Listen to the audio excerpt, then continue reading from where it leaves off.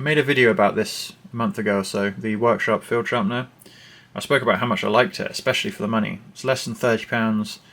The diamond plates on it are really good, better than DMT diamond plates. They last a long time, good particle sizes. You don't get huge ones on there.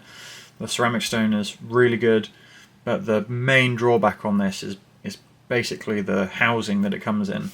The plastic on this is too clunky, gets in the way. You can't get a knife up right to the plunge line, which doesn't have a choil, because you hit this plastic. I'll just zoom in so you can see that. This is a PM2 without a choil, and you physically can't get right up against it. When I made this video and complained about not being able to sharpen all the way up to the plunge line, a bunch of you mentioned that you can push this pin out and that will allow you to pull the ceramic rod out. So I gave that a go, and this pin, you don't need to punt, you don't need to like hit it. It's not in there very firmly, but it's unlikely that you're going to be carrying around a tool in the field which you can push that out with. So you're going to want to leave it out, but this doesn't have really any retention on its own. So I had to come up with an idea to fix that.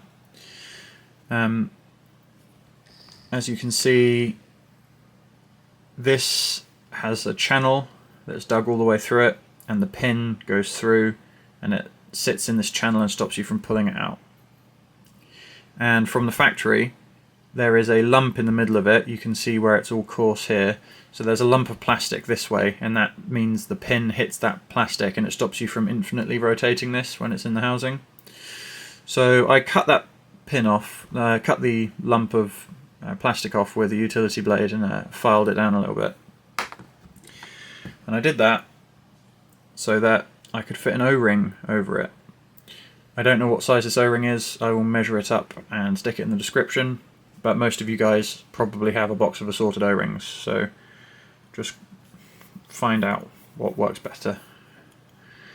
This just gets pulled up over the plastic and then put into the channel.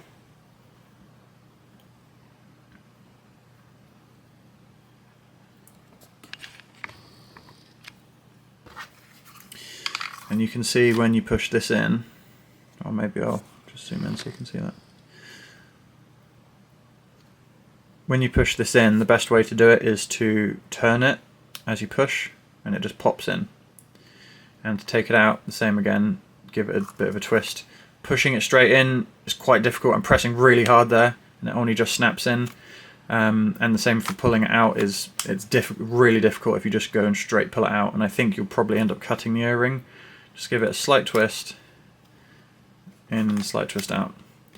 That's in there really firmly. You can see how hard I'm pulling on that. That's not going to accidentally come out. I think this is, it works really well. It's excellent. You guys should all go and do this. Being able to pull this rod out just really allows you to get right up as far as you can get to the plunge line or the ricasso. It's really good. Definitely a mod I would suggest everyone does.